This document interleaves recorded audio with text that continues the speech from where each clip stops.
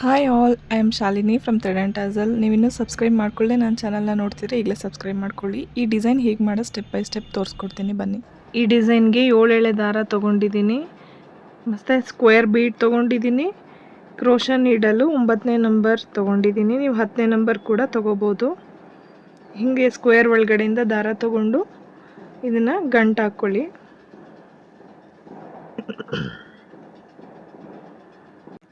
ಆ ಹೋಲ್ ಒಳಗಡೆಯಿಂದ ಕ್ರೋಶನ್ ನೀಡಲ್ನ ಸೇರಿಸಿ ಒಂದು ಚೈನ್ ಹಾಕ್ಕೊಳ್ಳಿ. ಚೈನ್ ಹಾಕ್ಕೊಂಡು ಈ ಸ್ಕ್ವೇರ್ ಒಳಗಡೆಯಿಂದ ಒಂದೊಂದು ಲಾಕ್ಗಳನ್ನ ಮಾಡ್ಕೋಬೇಕು. ಆ ಗಂಟು ಹಾಕಿದ್ದು ಒಂದು ಲಾಕ್ ಅಂತ ಕನ್ಸಿಡರ್ ಮಾಡ್ತೀನಿ. ಇವಾಗ 2 ಲಾಕ್ ಆಯಿತು. ಹೀಗೆ ಪಕ್ಕಕ್ಕೆ ಸ್ವಲ್ಪ ತಳ್ಕೊಳ್ಳಿ, ಅಡ್ಜಸ್ಟ್ ಮಾಡ್ಕೊಳ್ಳಿ. ಇವಾಗ 3 ಲಾಕ್ ಆಯಿತು. 4 5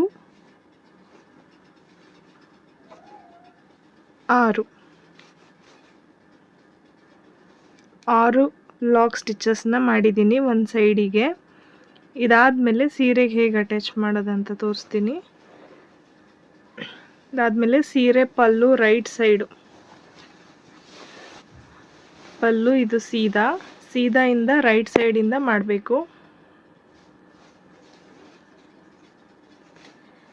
ಇದು ನೋಡಿ, ಇದು ಹೀಗೆ ವರ್ಕ್ ಮಾಡ್ಕೊಂಡು ಬಂದಿದ್ವಿ ಅಲ್ವಾ, ಇದನ್ನು ಸೀದಾ ಇಲ್ಲಿಗೆ ಸೀರೆ ಪಲ್ಲುಗೆ ಇಲ್ಲಿಗೆ ಒಂದು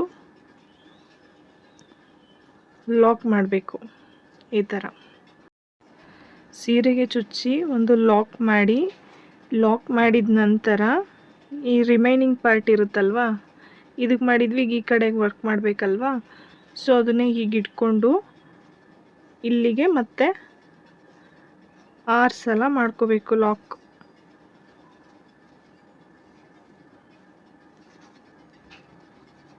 ಆ ಬೀಡನ್ನ ತುಂಬ ಗಟ್ಟಿಯಾಗೂ ಹಿಡ್ಕೊಂಬೇಡಿ, ಅದು ಬ್ರೇಕ್ ಆಗೋ ಚಾನ್ಸಸ್ ಇರುತ್ತೆ. ಹುಷಾರಾಗಿ ಹ್ಯಾಂಡಲ್ ಮಾಡಿ. 2 ಆಯಿತು. 3 4 5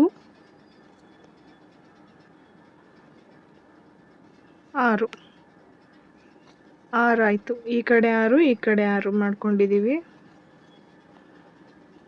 ನೋಡಿ. ಈ ಕಡೆ 6 ಈ ಕಡೆ 6 ಆಗಿದೆ. ಇವಾಗ ನೆಕ್ಸ್ಟ್ ಸ್ಟೆಪ್ ಬಂದು, ಇದರಲ್ಲಿ ಪ್ಲೇನ್ ಸ್ಕ್ವೇರ್ ಸಿಕ್ಕಿದ್ರೇನು ಕೂಡ ಚೆನ್ನಾಗಿರುತ್ತೆ. ಇದು ಸ್ವಲ್ಪ ಡಿಸೈನ್ ಇದೆ, ತಳ್ಕೊಳ್ಳೋಕ್ಕೆ ಸ್ವಲ್ಪ ಕಷ್ಟ ಆಗುತ್ತೆ. ಇವಾಗ ಒಂದು ಬೀಡ್ ಆಯಿತು. ಈಗ ಇನ್ನೊಂದು ಬೀಡ್ಗೆ ಕನೆಕ್ಟ್ ಮಾಡ್ಕೋಬೇಕು ನೀವು. ಇವಾಗ 6 ಆದಮೇಲೆ ಇಲ್ಲಿಂದ ಡೈರೆಕ್ಟಾಗಿ ನೀವು ನೋಡಿ, ಇಲ್ಲಿಂದ 6 ಆದಮೇಲೆ ಇಲ್ಲಿಂದ ಡೈರೆಕ್ಟಾಗಿ ಬೀಡ್ ಒಳಗಡೆಯಿಂದ ದಾರ ಎಳ್ಕೊಂಡು ಒಂದು ಲಾಕ್ ಮಾಡಿ.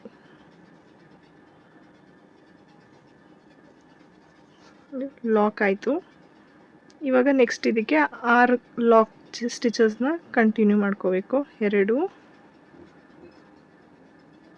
3 ಈಗ ಸೆಕೆಂಡ್ ಬೀಡ್ ಆ್ಯಡ್ ಆದಮೇಲೆ 6 ಸಲ ಲಾಕ್ ಸ್ಟಿಚ್ನ ಮಾಡಿದ್ದೀವಿ. ಇದನ್ನು ಹೇಗೆ ಸೀರೆಗೆ ಅಟ್ಯಾಚ್ ಮಾಡಬೇಕಂತ ತೋರಿಸ್ತಿದ್ದೀನಿ. ಇದು ಸ್ವಲ್ಪ ನೋಡ್ಕೊಳ್ಳಿ, ಡಿಸ್ಟೆನ್ಸ್ ಸರಿಯಾಗಿ ನೋಡ್ಕೊಂಡು ಮಾಡಿ. ಎಳ್ದಂಗೂ ಮಾಡ್ಕೊಬೇಡಿ, ತೀರಾ ಇದು ಮಾಡ್ಕೊಬೇಡಿ. ಹಿಂಗೆ ಸರಿಯಾಗಿ ಹಿಂಗೆ ಹಿಡಿದು ನೋಡ್ಕೊಳ್ಳಿ. ಸ್ಕ್ವೇರ್ ಶೇಪ್ ಎಷ್ಟು ಡಿಸ್ಟೆನ್ಸಲ್ಲಿದ್ದರೆ ನೀಟಾಗಿ ಕೂತ್ಕೊಳ್ಳುತ್ತೆ ಅಂತ ಹಿಂಗೆ ಹಿಡಿದು ನೋಡಿಕೊಂಡು ಅಲ್ಲಿಗೆ ಲಾಕ್ ಮಾಡಬೇಕಾಗತ್ತೆ ನೀವು.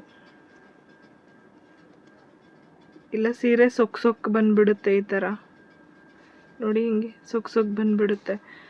ಹಿಂಗೆ ಕರೆಕ್ಟಾಗಿ ಹಿಡಿದು ನೋಡಿಬಿಟ್ಟು ಇದು ಎಲ್ಲಿಗೆ ನೀಟಾಗಿ ಕೂತ್ಕೊಳ್ಳುತ್ತೆ ಅಲ್ಲಿಗೆ ನೀವು ಲಾಕ್ ಮಾಡಬೇಕಾಗುತ್ತೆ. ಸ್ಕ್ವೇರ್ನ ಅಲ್ಲಿಗೆ ಚುಚ್ಚಿ ಆ ಪಾಯಿಂಟಿಗೆ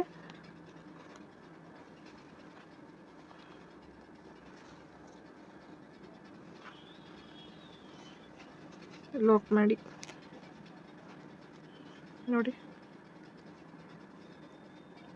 ಸ್ವಲ್ಪ ಕಷ್ಟ ಅನಿಸುತ್ತೆ, ಕರೆಕ್ಟಾಗಿ ಪ್ಲೇಸ್ ಮಾಡಿದ್ರೆ ಏನೂ ಪ್ರಾಬ್ಲಮ್ ಇಲ್ಲ. ಈ ಥರ ಲಾಕ್ ಆದಮೇಲೆ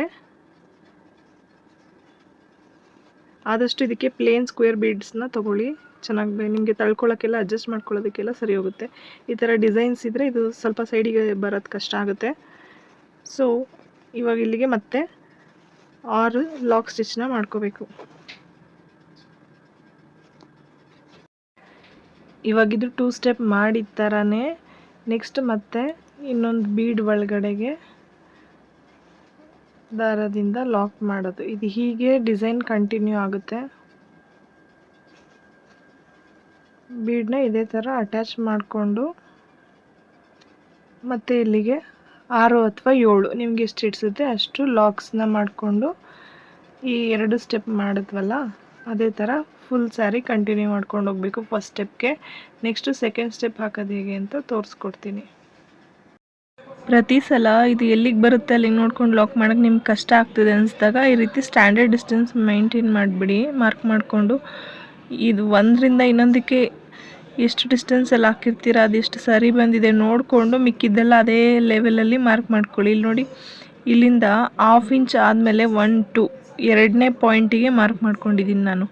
ಆಲ್ಮೋಸ್ಟ್ 3/4 ಇಂಚಿಗೆ ಒಂದೊಂದು ಮಾರ್ಕ್ ಮಾಡ್ಕೊಂಡಿದ್ದೀನಿ. ಅಲ್ಲಿಗೆ ಸರಿ ಬಂದಿದೆ ಲೆವೆಲ್ಲು. 1ರಿಂದ 3/4 ಇಂಚಿಗೆ ಒಂದೊಂದಿದೆ. ಇನ್ನು ಹತ್ತತ್ರ ಹಾಕ್ಬಿಟ್ರೆ ಒಂದ್ರ ಮೇಲೆ ಒಂದು ಓವರ್ಲ್ಯಾಪ್ ಆಗಿಬಿಡುತ್ತೆ. ಸೆಕೆಂಡ್ ಸ್ಟೆಪ್ಪಿಗೆ ಬಂದು ಸೀರೆ ಪಲ್ಲು ಕಲರ್ ದಾರನ ತೊಗೊಂಡಿದ್ದೀನಿ. ಫಸ್ಟ್ ಶುರು ಮಾಡಿದಾಗ ಈ ದಾರ ಇತ್ತಲ್ವಾ, ಇದಕ್ಕೆ ಸೇರಿಸಿ ಒಂದು ಗಂಟು ಹಾಕ್ಕೊಳ್ಳಿ ಈ ಕಲರನ್ನು.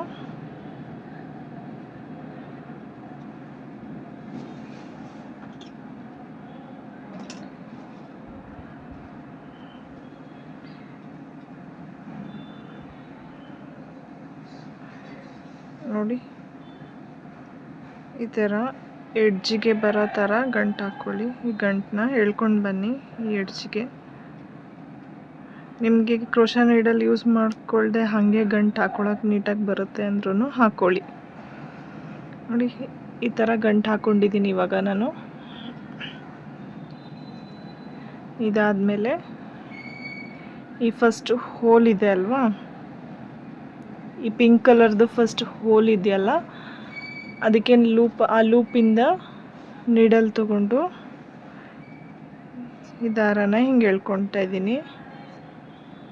ಎಳ್ಕೊಂಡು ಮತ್ತೆ ಬೀಡ್ ಒಳಗಡೆಯಿಂದ ತಗೊಂಡು ಹಿಂಗೆ ಒಂದು ಲಾಕ್ ಮಾಡ್ಕೋತಾ ಇದ್ದೀನಿ. ಲಾಕ್ ಮಾಡಿ ಒಂದು ಚೈನ್ ಹಾಕಿ ಪುಟ್ಟದಾಗಿ ಡಬಲ್ ಕ್ರೋಶಾ ಮಾಡಬೇಕು. ಫಸ್ಟ್ ಸ್ಟೆಪ್ಪಲ್ಲಿ ಸಿಂಗಲ್ ಕ್ರೋಶಾ ಮಾಡಿದ್ವಿ, ಅಂದರೆ ಒಂದೊಂದು ಲಾಕ್ ಥರ ಹಾಕ್ಕೊಂಡು ಹೋಗಿದ್ವಿ. ಈಗ ಪುಟ್ಟು ಡಬಲ್ ಕ್ರೋಶಾ ಮಾಡ್ಕೋಬೇಕು. ಒಂದಾಯಿತು. ಸೂಜಿ ಮೇಲೆ ಒಂದು ಸತಿ ದಾರ ತೊಗೊಂಡು ಎರಡರಲ್ಲಿ ಒಂದು ಇದಾದಷ್ಟು ಪುಟ್ಟದಾಗೆ ಹಾಕ್ಕೊಳ್ಳಿ, ತುಂಬ ಎಳಿಯಕ್ಕೆ ಹೋಗಬೇಡಿ. 2 3 ಈ ಬೀಡನ್ನ ತುಂಬ ಗಟ್ಟಿಯಾಗಿ ಇಟ್ಕೊಬೇಡಿ, ಮುರಿದೋಯ್ತಂದರೆ ಮತ್ತೆ ತಲೆನೋವು ಕೆಲಸ ಆಗುತ್ತೆ ನಿಮಗೆ. ಸೊ ಇದು ಮುರಿದೋಗೋ ಚಾನ್ಸಸ್ ಇರುತ್ತೆ. ಈ ಬೇಸ್ ಲೈನಲ್ಲಿ ಈ ಸೈಡಿಗೆ 6 ಹಾಕ್ಕೊಂಡಿದ್ದೀನಿ. ಮತ್ತು ಇಲ್ಲಿ ಸೆಂಟರ್ಗೆ ಒಂದು ಕಾರ್ನರ್ ಕವರ್ ಆಗಲಿ ಅಂತ ಒಂದು ಹಾಕ್ಕೊಂಡಿದ್ದೀನಿ. 7 ಆಗುತ್ತೆ. ಮತ್ತು ಈ ಕಡೆ 6, ಈ ಕಡೆ 6, ಒಂದು ಸೆಂಟ್ರಲ್ ಒಂದು ಎಕ್ಸ್ಟ್ರಾ. ಇಲ್ಲೂ ಸಹ ಇಲ್ಲಿ 6 ಹಾಕ್ಕೊಂಡಿದ್ದೀನಿ, ಸೆಂಟ್ರಲ್ ಒಂದು ಎಕ್ಸ್ಟ್ರಾ, ಮತ್ತು ಈ ಕಡೆ 6 ಹಾಕ್ಕೋತೀನಿ. ಈ ಕಾರ್ನರ್ ಕವರ್ ಆಗೋದಕ್ಕೋಸ್ಕರ ಒಂದು ಎಕ್ಸ್ಟ್ರಾ ಹಾಕ್ಕೋತೀನಿ. ನೋಡಿ, ನಿಮಗೆ ಎಷ್ಟು ಇಡ್ಸುತ್ತೆ ಅಷ್ಟು ಮಾಡ್ಕೊಳ್ಳಿ. ಈ ಥರ 7 ಆದಮೇಲೆ 7 ಹಾಕ್ಕೊಂಡಿದ್ದೀನಿ ಸೆಂಟರ್ಗೆ. 7 ಆದಮೇಲೆ ಒಂದು ಬೀಡ್ ಆ್ಯಡ್ ಮಾಡಬೇಕು. ಸ್ಮಾಲ್ ಸೈಜ್ ಬೀಡನ್ನ ಆ್ಯಡ್ ಮಾಡ್ಕೊತಾ ಇದ್ದೀನಿ.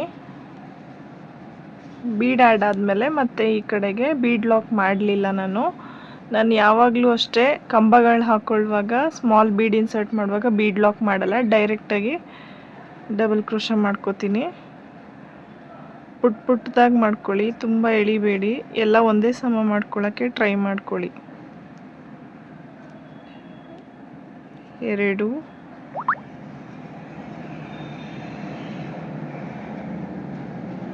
3 ಆ್ಯಡ್ ಆದಮೇಲೆ 6 ಸಲ ಮಾಡ್ಕೊಂಡಿದ್ದೀನಿ. ಇನ್ನು ಇಲ್ಲಿ ಸ್ಪೇಸ್ ಕಾಣಿಸ್ತಿದೆ, ಸೊ ಇನ್ನೂ ಒಂದು ಹಾಕ್ಕೋತೀನಿ. 7 ಆದಮೇಲೆ ಬೀಡ್ ಆ್ಯಡ್ ಮಾಡಿದ್ವಲ್ಲ, ಸೊ ಇನ್ನೂ ಒಂದು ಹಾಕ್ಕೋತೀನಿ. ಬೀಡ್ ಆ್ಯಡ್ ಮಾಡೋಕ್ಕೆ ಮುಂಚೆ 7 ಆಯಿತು, ಬೀಡ್ ಆ್ಯಡ್ ಮಾಡಾದಮೇಲೆ 7 ಆಯಿತು. ನೀವು ಆದಷ್ಟು ಫಿಲ್ ಮಾಡ್ಕೊಳಕ್ಕೆ ಟ್ರೈ ಮಾಡಿ, ಗ್ಯಾಪ್ಗಳು ಕಾಣಿಸ್ಬಾರ್ದು. ಫಸ್ಟ್ನೇದಕ್ಕೆ ಎಷ್ಟೆಷ್ಟು ಕಂಬಗಳು ಹಾಕಿರ್ತೀರೋ ರಿಮೈನಿಂಗ್ ಬೀಡ್ಸ್ಗಳಿಗೂ ಅಷ್ಟೇ ಕಂಬಗಳು ಹಾಕ್ಕೊಳ್ಳಿ. ಇಲ್ಲಿ ಸೆಂಟರ್ ಜಾಯಿಂಟ್ ಇದೆ ಅಲ್ವಾ, ಈ ಸೆಂಟರ್ ಜಾಯಿಂಟ್ ಹತ್ರ ಒಂದು ಲಾಕ್ ಮಾಡ್ಕೊಳ್ಳಿ.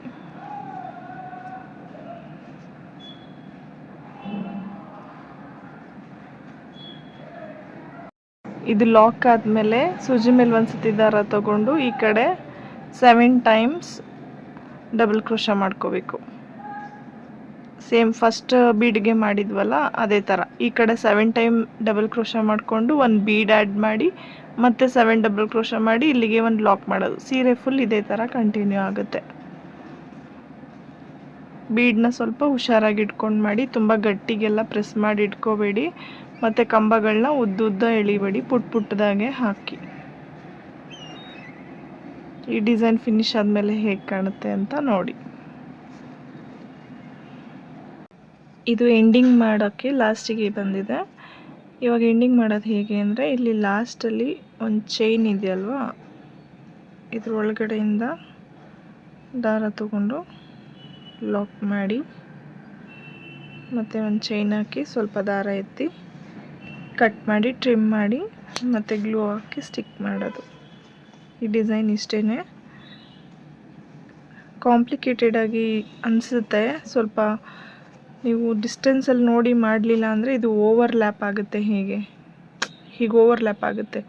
ಸೊ ಆಲ್ಮೋಸ್ಟ್ 3/4 ಇಂಚಿಂದ 1 ಇಂಚ್ವರೆಗೂ ನೀವು ಗ್ಯಾಪ್ನ ಕೊಡ್ಬೋದು. ಇನ್ನೂ ಕಡಿಮೆ ಆದರೆ ಓವರ್ಲ್ಯಾಪ್ ಆಗುತ್ತೆ.